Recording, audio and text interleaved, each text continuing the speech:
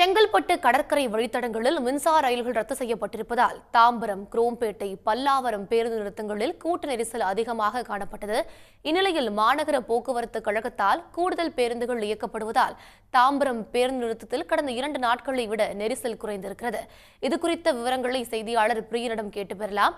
பிரியன், கூடுதலாக எத்தனை பேருந்துகள் விடப்பட்டிருக்கிறது? தற்போது கூட்ட நெரிசல் கட்டுக்குள் கொண்டுவரப்பட்டிருக்கிறதா? விவரங்கள். பராமரிப்பு பணிகள் காரணமாக குறிப்பாக இந்த செங்கல்பட்டிலிருந்து கடற்கரை மார்க்கம் வழியாக செல்லக்கூடிய ரயில்கள், அதே நேரத்தில் கடற்கரையிலிருந்து செங்கல்பட்டு நோக்கி வரக்கூடிய ரயில்கள், மின்சார ரயில்களுடைய சேவைகள் என்பது வருகின்ற 14ஆம் தேதி வரை ரத்து செய்யப்பட்டிருக்கின்றன.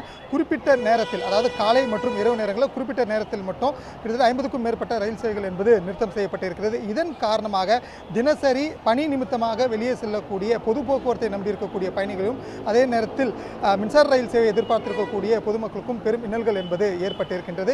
குறிப்பிட்ட இந்த ரயில் சேவையை மீண்டும் பழைய போன்று விரைந்து தொடங்க வேண்டும் என்ற ஒரு கோரிக்கையும் பொதுமக்களிடம் இருந்து வருகிறது.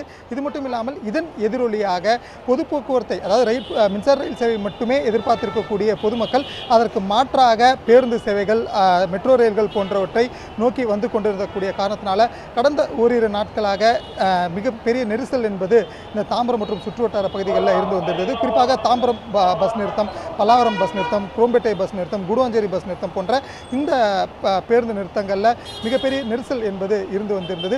இதன் அடிப்படையில் தான் பொதுமக்களுடைய தினசரி பயணம் என்பது சிரமங்கள் இருக்கக்கூடாது என்ற வகையில் கூடுதல் பேருந்துகள் என்பது இந்த வழித்தடங்களில் இயக்குவதற்கு போக்குவரத்து கழகம் திட்டமிட்டு கிட்டத்தட்ட 70 கூடுதல் பேருந்துகளை இந்த வழித்தடங்களில் இயக்கி வந்திருந்தது. அதாவது பல்லாவரத்திலிருந்து செங்கல்பட்டு செல்வதற்கு கூடுதலாக 30 பேருந்துகளும், மேலும் தாம்பரத்தில் இருந்து மற்ற நகரத்தில் இருக்கக்கூடிய மற்ற பகுதிகளுக்கு செல்வதற்கான கூடுதல் பேருந்துகள் என கிட்டத்தட்ட 70 பேருந்துகள் இந்த வழித்தடங்களில் கூடுதலாக இயக்கப்பட்டிருந்ததன் காரணமாக கடந்த 2 நாட்களாக இருந்த இந்த நெரிசல் என்பது இன்றைய தினம் ஓரளவுக்கு கட்டுக்குள் வந்திருப்பதை இந்த களத்திலிருந்து நேரடியாகவே நாம் பார்க்க முடிகிறது. அதாவது மின்சார ரயிலுக்கு மாற்றாக பேருந்துகளை பயன்படுத்துவதன் அடிப்படையில் இந்த பேருந்து நிறுத்தங்களில் அதிக அளவில் கூட்ட நெரிசல் என்பது இருந்து வந்ததன் காரணமாகத்தான் கூடுதல் பேருந்துகள் என்பது குறிப்பிட்ட வழித்தடங்களில் நேற்றிலிருந்து இயக்கப்பட்டு வருகிறது. இதன் காரணமாக இந்த பேருந்து நிறுத்தங்களில் ஏற்பட்டிருந்த அந்த கூட்ட நெரிசல் என்பது, அதுவும் பீக் ஹவரில் ஏற்பட்ட நெரிசல் என்பது இன்றைய தினம் மிக கணிசமாக குறைந்திருப்பதை இங்கே களத்திலிருந்தே பார்க்க முடிகிறது. தற்போது இந்த வழித்தடங்களில் மின்சார ரயிலுக்கு மாற்றாக பேருந்துகளை நம்பி வந்திருக்கக்கூடிய பொதுமக்கள் என்ன சொல்கிறாங்க அப்படின்றத குறித்து நம்ம கேட்கலாம். சார், நீங்கள் ரெகுலராக எந்த ரூட்டில் ட்ரெயின் வந்து யூஸ் பண்ணிட்டு இருந்தீங்க, இப்போ ஆல்டர்னேட்டாக இப்போ பஸ் யூஸ் பண்ணுறீங்க இல்லையா, இன்றைக்கி எப்படி இருக்குது எங்கள் சுச்சுவேஷன்? டெய்லி எனக்கு ரெகுலராக கிண்டியிலேருந்து டு தாம்பரம், தாம்பரம் டு கிண்டி ரெகுலராக ஆஃபீஸ் ஒர்க் எனக்கு இப்படி தான் இருக்குது.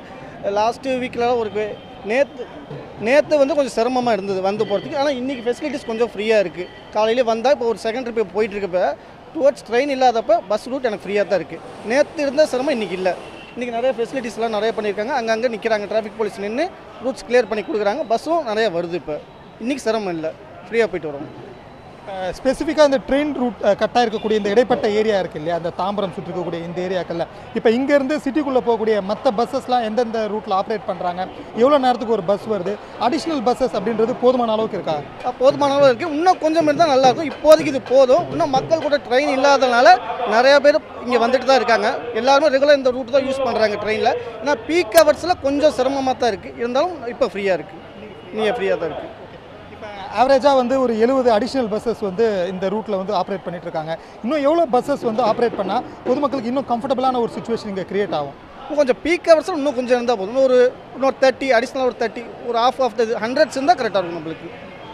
இப்போதைக்கு இருக்கிற ஃபெசிலிட்டிஸ் கரெக்டாக தான் இருக்குது. இன்னும் கொஞ்சம் அடிஷ்னலாக பீக் ஹவர்ஸ் மட்டும் இன்னும் கொஞ்சம் ட்ரையல் பண்ணால் போதும். மற்றபடி இது போதும் சார்.